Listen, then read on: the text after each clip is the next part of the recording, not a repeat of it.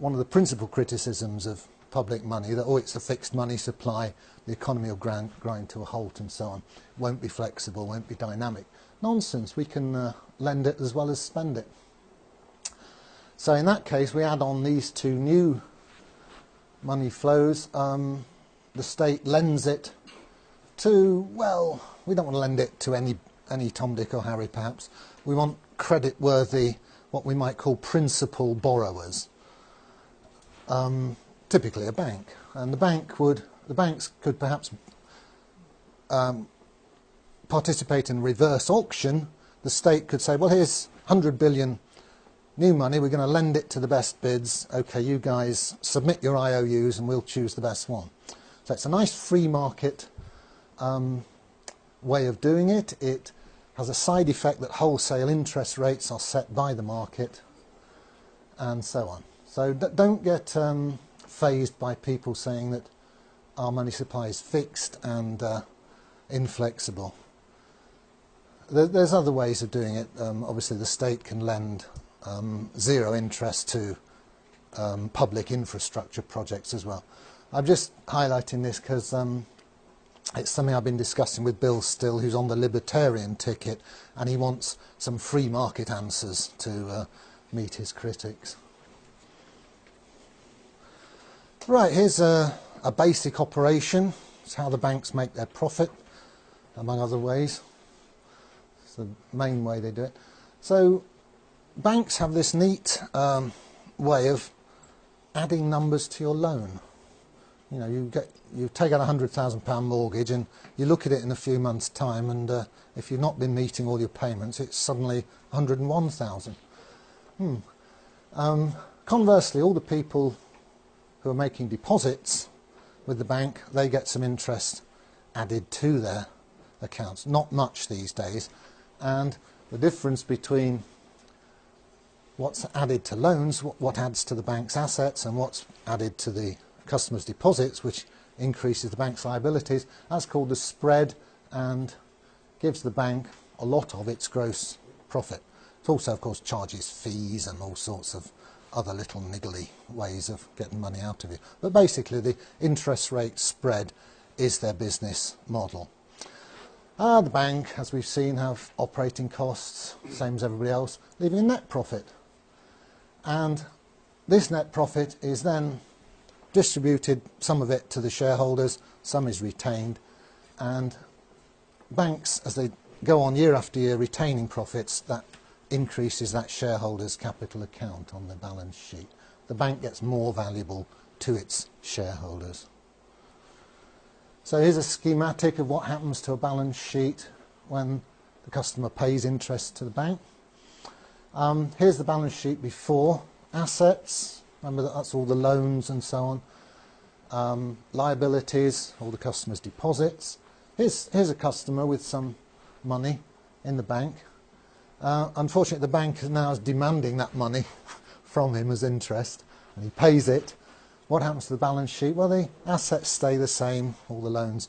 That money didn't get added to his loan, it was actually paid by him. Where does it go? Well, schematically, it ends up in the shareholders' capital account here, which grows by that amount. Other liabilities stay the same. Obviously, it goes through, in formal real-world accounting, it will go through the profit and loss account. But profit and loss accounts are regularly reconciled into the balance sheet. So we can say schematically that this charge on the customer, the interest, is ending up, to a first approximation, as shareholders' capital. And remember, if you wind the bank up, this is perfectly spendable money. Yeah. Conversely, it's just when the bank pays a little bit of interest to a customer, well, here's the shareholders' capital account, and it shrinks, and the customers get some new money. That's a liability to the bank. So it's just the opposite of the previous slide. There's the gross interest charged on loan. There's the interest paid back to depositor. The difference is the gross profit, which it's sort of a bit skew that it accumulates on the liability side of the bank's balance sheet, but all that means is that the shareholders have dibs on it, should the bank be wound up.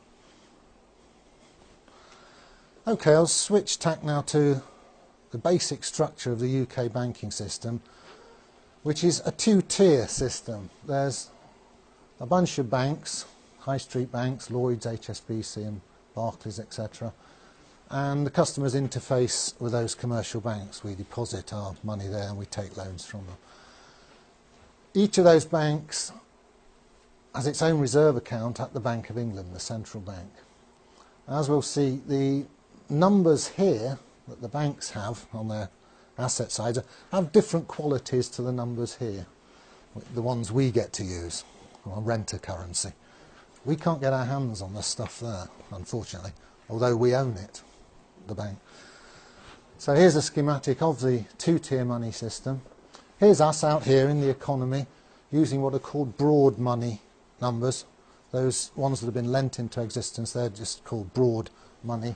There's a lot more of them than what's called the base money, which circulates between the banks.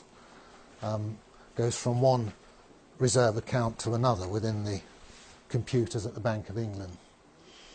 So, interesting points. The causality goes that way. We do all our business, run our economy, and then at the end of each day, behind the scenes, the banks do interbank settlement using these base money numbers.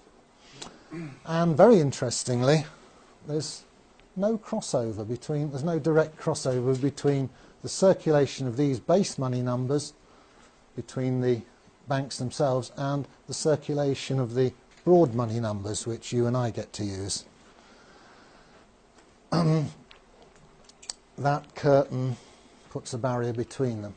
There are ways, there are conduits between the two.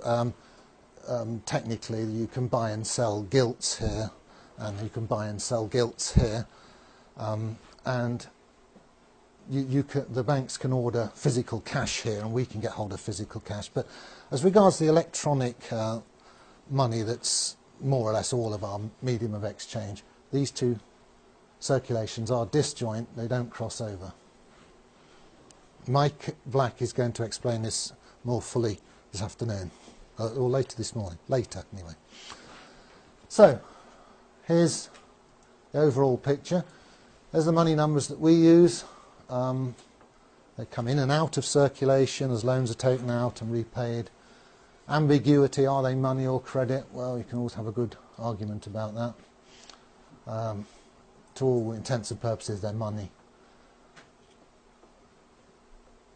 And they circulate with great complexity as we do our business.